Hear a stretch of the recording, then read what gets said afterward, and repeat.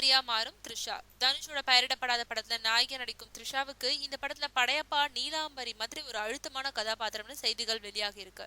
தனுஷ் இப்போ பிரபு சாலமனோட படத்துல நடிச்சிட்டு இருக்காரு. இது தொடர்ந்து அவர் துரை செந்தில்குமாரோட பெயரிடப்படாத புதிய படத்துல நடிக்க ஒப்பந்தமாக இருக்காரு. இந்த படத்துல தனுஷ் முதல் முறையா இரட்டை வேஷங்கள்ல நடிக்க இருக்காரு. துரை செந்தில்குமார் இயக்குனரா அறிமுகமான எதிர்நீச்சல் மற்றும் காக்கி சட்டை ஆகிய படங்களை நடிகர் தனுஷ் தயாரிச்சிருந்தாரு. இந்த 2 படங்கள்லயுமே சிவகார்த்திகேயன் நாயகனா நடிக்க ரெண்டும் பாக்ஸ் ஆபீஸ்ல வெற்றி கனிய பறிச்சுது. துரை செந்தில்குமாரோட புதிய படத்துல இப்போ தனுஷ் நாயகனா நடிக்க இருக்காரு. இந்த படத்தை தயாரிக்கும் தனுஷ் முதல் முறையா இந்த படத்துல 2 வேடங்கள்ல நடிக்கிறாரு.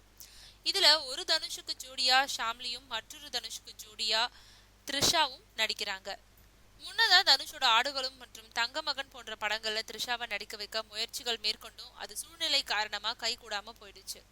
இதனால இப்போ முதல் முறையா தனுஷ் த்ரிஷா ஜோடி சேர்ந்திருக்காங்க. அரசியல் கலந்த த்ரில்லர் கதையா உருவாகும் இந்த படத்துல ஒரு கனமான கதாபாத்திரத்துல த்ரிஷா நடிக்க இருக்காங்களாம். இந்த பாத்திரமானது படையப்பா படத்துல இடம்பெற்ற நீலாம்பரிய மாதிரி இருக்குமா. முன்னதா இந்த வேஷத்துல வித்யா பாலன் நடிக்க கேட்டு அவங்க மறுத்தது குறிப்பிடத்தக்கது.